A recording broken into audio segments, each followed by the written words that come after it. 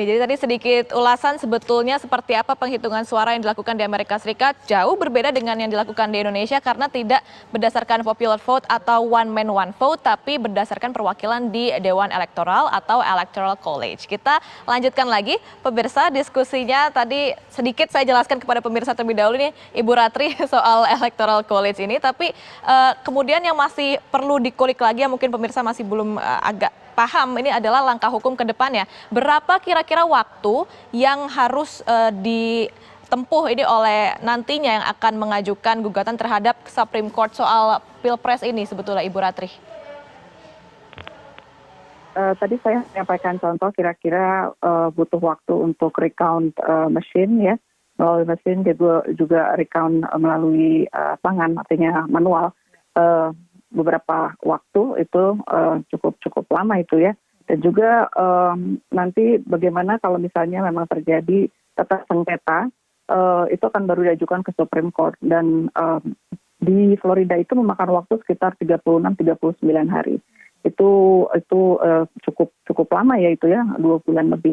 Dan saya kira Trump sendiri sudah menyadari bahwa akan memakan waktu yang lama sehingga pada tweetnya kalau tidak salah saya baca beliau sendiri sudah mengatakan bahwa ini akan diajukan melalui proses hukum tapi ada sedikit keraguan sepertinya dalam bahasa yang disampaikan dalam tweetnya.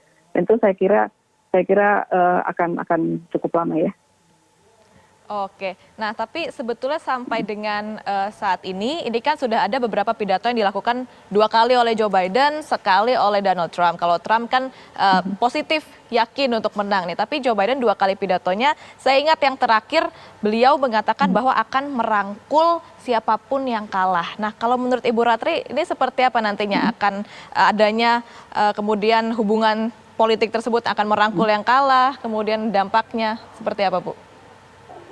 Kalau retorika Biden memang sejak dari awal terlihat dengan pilihannya vice presidennya Biden itu udah kelihatan bahwa sosok Kamala Harris adalah sosok yang sangat inklusif, turunan dari Jamaika dan keturunan juga dari India ya, itu belum pernah terjadi dalam sejarah pimpinan paling tinggi itu di Amerika Serikat. Dan retorikanya Biden itu menginginkan bahwa Amerika yang sekarang terpolarisasi sejak 2016 itu ke sentris. Karena yang hilang selama ini adalah namanya median voters, Mbak. Median voters selama ini terpecah menjadi sangat-sangat tajam, ekstrem kanan dan ekstrem kiri. Biden berpikir bahwa ini saatnya, waktunya kalau saya menang kita berkumpul bersatu kembali. Bipartisan itu tetap ada, akan tetapi kita satu Amerika. Akan tetapi itu bertentangan dengan retorika yang disampaikan oleh Trump. Karena semakin panik kelihatannya, semakin menggunakan retorika yang sifatnya memecah antara kelompok kiri dan kelompok kanan. Tentu kelompok kanan adalah kelompok white supremacist terutama ya, mohon maaf ini saya mengatakan seperti itu, ekstrem kanan. Dan terlihat bahwa di Arizona, ini terutama sekarang perhitungan yang ketat itu di Maricopa County ya. Di Maricopa County itu sudah ada segerombolan ekstrem kanan yang akan istilahnya memantau dari dekat ya itu proses penghitungan suara dan beberapa di antaranya terlihat mereka membawa senjata. Ini agak cukup mengkhawatirkan karena ini intimidasi kepada panitia pemilihan di Maricopa County yang sekarang ini sedang ditunggu-tunggu hasilnya di Arizona. Oke, adanya bentuk intimidasi terhadap panitia pemilihan begitu, tapi tidak di seluruh negara bagian, betul kan? Tidak, ini yang krusial, artinya yang sangat penting ditunggu yaitu Arizona dan Nevada ini yang baru. Arizona itu baru 86% yang masuk dan di-report, Nevada itu baru 75% yang di-report, artinya masih ada beberapa jam ke depan kita tunggu. Iya, oke. Saya mau ke Mbak Elizabeth. Mbak Elizabeth, ini kan ada beberapa negara bagian yang mungkin agak sedikit mengkhawatirkan begitu ya sambil menunggu hasil penghitungan suaranya. Nah, kalau di Pennsylvania, sekiranya nanti yang akan kemudian menang adalah dari Partai Demokrat, Joe Biden dan juga Kamala Harris. Nah, ini ada bentuk-bentuk kekhawatiran yang mungkin dirasakan atau akan timbul di sana, itu tidak sih, Mbak? Ya, kita sudah mengantisipasi bahwa tidak peduli siapa yang menang. pasti akan ada kekacauan. Apakah dari pihak Demokrat atau dari pihak Republik, pasti akan ada kekacauan. Karena kita itu sudah sangat terpisah. Artinya pasti akan Ya, jadi ada aksi dan juga gelombang unjuk rasa begitu di Pennsylvania, kalau menurut Mbak Elizabeth berarti ya? ya, tapi kalau itu dari unjuk rasa dari pihak Republik, saya rasa tidak akan ada pembakaran atau kekerasan. Kita cuma mau pakai suara kita untuk menyampaikan bahwa kita mau pemilihan yang murni dan yang utuh dan yang konkret. Itu aja yang kita mau. Dan kita mau betul-betul suara orang-orang yang memilih untuk bisa suara-suaranya bisa didengar. Dan itu yang akan terjadi. Saya rasa tidak ada rencana dari pihak Republican Party untuk mencoba mengadakan kekerasan atau mau bikin pembakaran. Oke, artinya ya bisa diantisipasi begitu ya. Oke, kita coba ke Ibu Ratri lagi. Bu Ratri, sebetulnya kan kalau kemarin sempat kita bahas sebetulnya kira-kira kalau Trump menang, ini dampaknya seperti apa untuk perpolitikan, khususnya peta perpolitikan di Amerika Serikat. Nah, kalau Biden yang menang nanti pergerakan peta perpolitikannya akan seperti apa kalau di sana itu, Bu Ratri?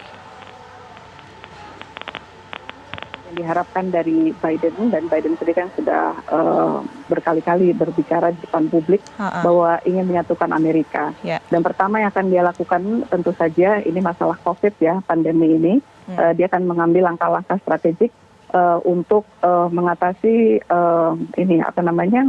naiknya angka infeksi COVID dan juga jumlah kematian yang semakin hari Amerika ini semakin menentukan bahwa dia adalah seperti pemenang infeksi tertinggi dan kematian tertinggi di dunia. Dan itu akan dia lakukan. Itu untuk di dalam negerinya dan memperkuat ekonomi untuk memulihkan ekonomi kembali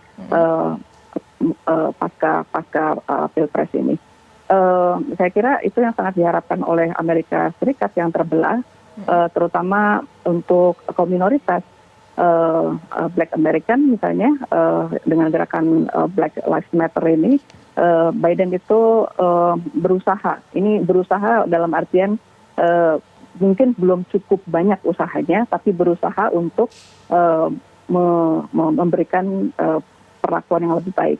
Antara lain mungkin salah satunya untuk persoalan healthcare, karena sekarang ini Black American dan juga African American atau juga kaum minoritas kulit berwarna lainnya itu yang merasakan dampak paling buruk dari pandemi COVID-19 ini secara ekonomi dan secara kesehatan. Yang akan dilakukan Biden pertama kali adalah untuk mengembalikan kembali kebijakan masa Obama, yaitu Affordable Care Act atau Obamacare yang saat ini di masa administrasi Trump itu berusaha untuk dihilangkan sedemikian rupa. Begitu juga soal subsidi-subsidi yang diberikan kepada masyarakat Amerika Serikat yang ekonomi lemah, itu akan dipulihkan sepertinya. Satu lagi yang paling menarik adalah kebijakan imigrasi. Kebijakan imigrasi Biden dan Trump itu sangat berbeda, karena Trump menginginkan mereka yang datang ke Amerika harus punya skill dan tidak boleh pekerja kasar, dan mereka tidak akan diberikan juga kesempatan untuk menjadi warga negara Amerika. Berbeda dengan Biden, Biden memberikan kesempatan seluas-luasnya, regardless, artinya siapapun yang masuk ke Amerika Serikat, untuk membuka mereka kesempatan menjadi warga negara Amerika Serikat tanpa pandang bulu. Itu perbedaan. Oke, itu mungkin yang tadi adanya